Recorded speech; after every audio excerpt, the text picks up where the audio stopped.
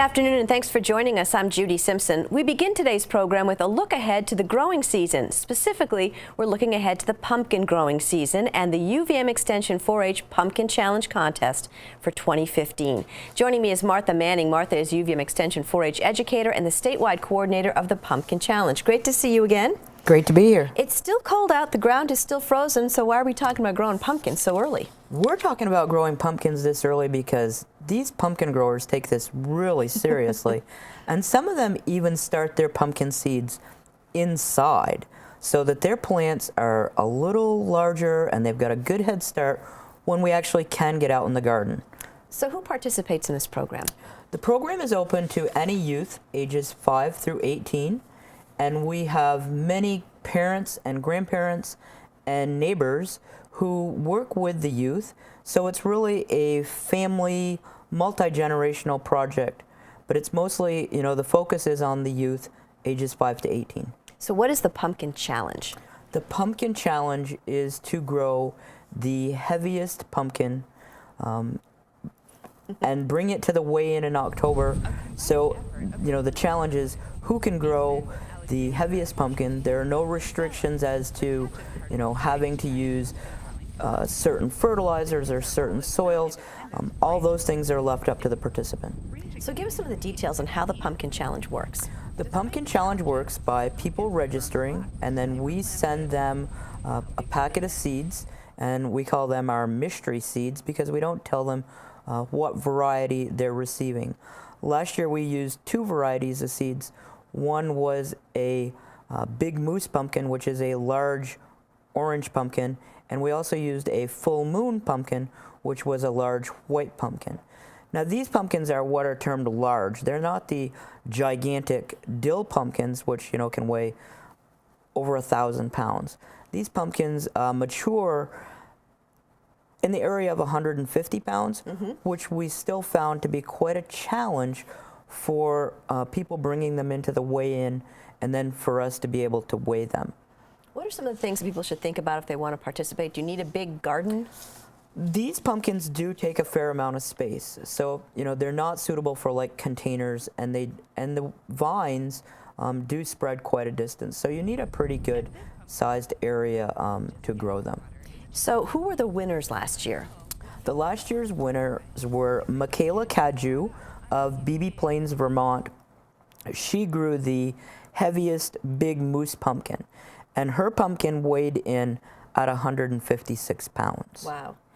And John Griffiths of Johnson, Vermont, grew the heaviest full moon pumpkin, and his white pumpkin weighed in at 132.8 pounds. I don't think I've ever seen a white pumpkin that big. It was huge. Now, did they tell any of their details on how they grew them? Some of the participants at the weigh-in were really happy to share their little secrets. One person who brought their pumpkins into the St. Albans site told me that his pumpkin was so large because he grew it on his grandfather's pile of old chicken manure. Another young lady shared that she had grown her large pumpkins in an area where her grandparents had stacked horse manure from their horse barn.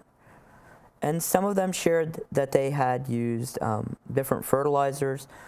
Some shared that they never realized how much water these large pumpkins took, and that they all had little plans for the coming year in that more water, different fertilizers, more compost, different mulch.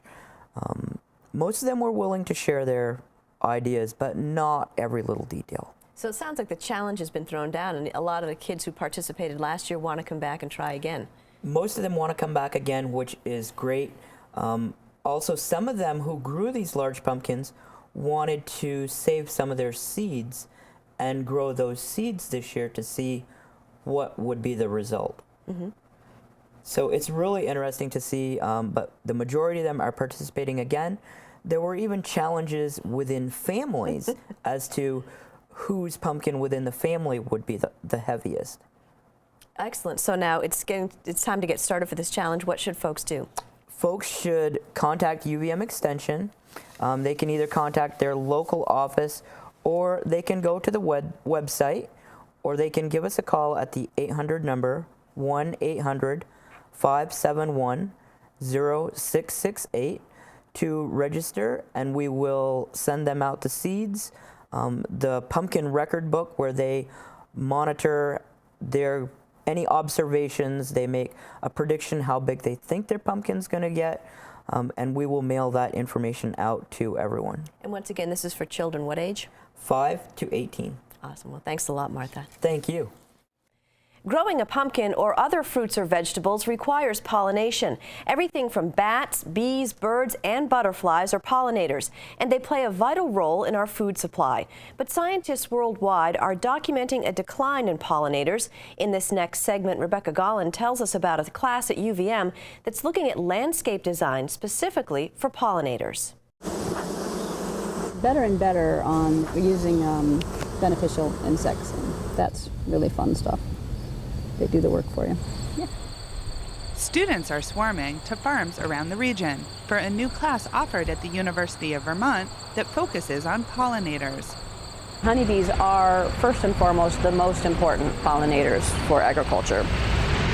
And as honeybees were starting to suffer a lot of issues with mites and fungus problems, nosema, and unexplained colony collapse disorder, people were starting to say, all right, we need to make sure we've got something else. What else do we have? Jane Sorensen, a farmer herself, created the class in response to the growing interest from fellow farmers and landowners, as well as undergraduates. It's a black plastic that's made out of a corn. The class is called Landscape Design for Pollinators, and it's really a mishmash of landscape design, as the title says, but focusing really on the habitat needs for pollinators.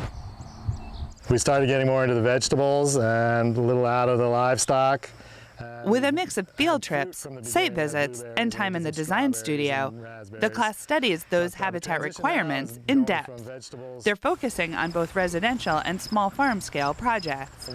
A number of farmers and homeowners from around the state are acting as clients, for whom the students will create specific landscaping plans. It's becoming very important as people realize how vital pollinators are for our own survival. They pollinate all the flowering crops, pretty much everything we depend on for food, and and so I think it's a very useful approach to landscape design, because as you design for pollinators, you're also designing for ecological functions. And some of these other ones here, this golden variety that's got... Pollinators are more than just bees and honeybees or bumblebees. That there are, there's a sweat bee, there's a squash bee that just pollinates for squash plants, which I had no idea things could be that specific. Hornets, wasps, yellow jackets, butterflies, ants, like everything can be a pollinator. So right here would be the swimming area, and then it has a little waterfall at the end. I have a detailed drawing of that as well.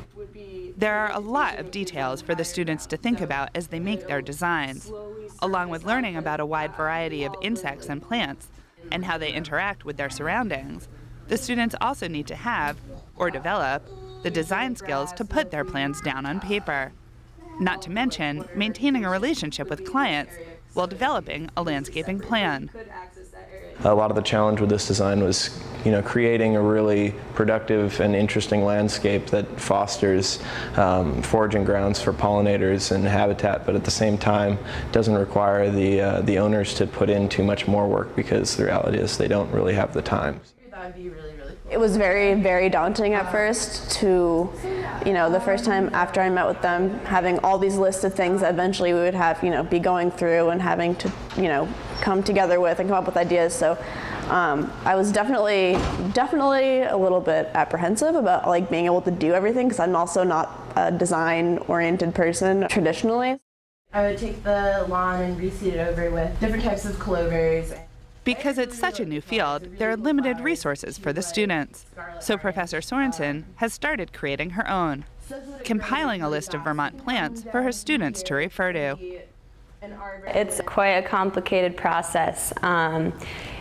It involves flowering time for plants, the fruit they bear, how high they're going to grow, their soil requirements, sun or shade requirements. I was aware of the difference between native plants and cultivars. When I was designing a habitat for butterflies, I knew I wanted all the plants to be true natives. This is a very important topic right now, particularly for farmers, because we have seen drastic declines recently in the last few decades in our native pollinator population.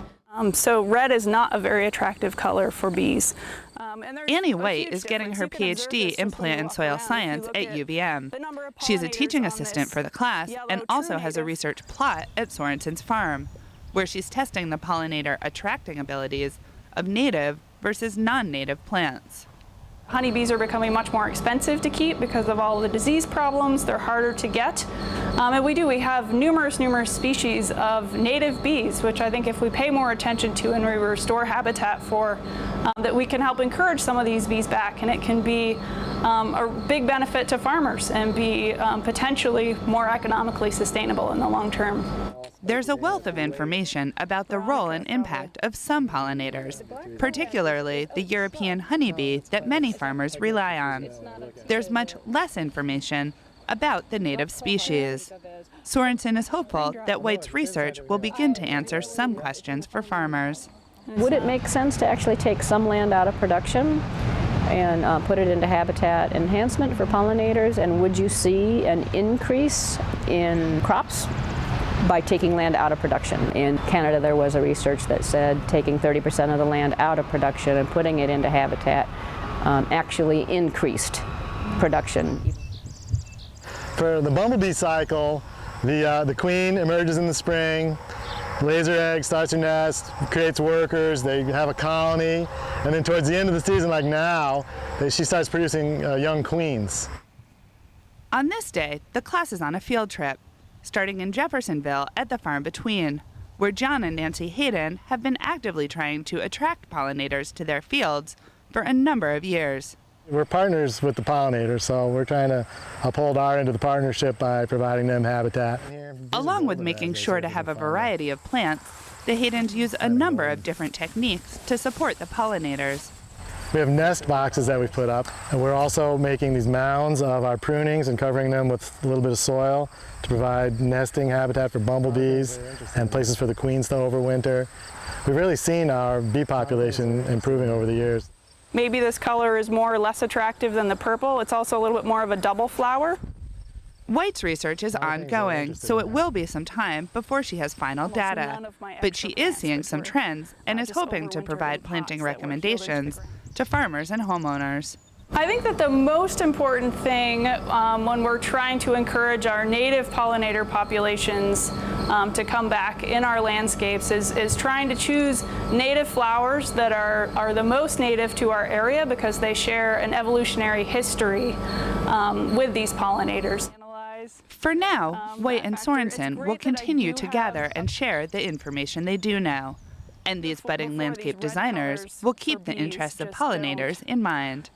Plants are the most essential part of designs. It's how we directly relate to the earth around us. They capture and filter water, they provide food, they provide habitat, fuel.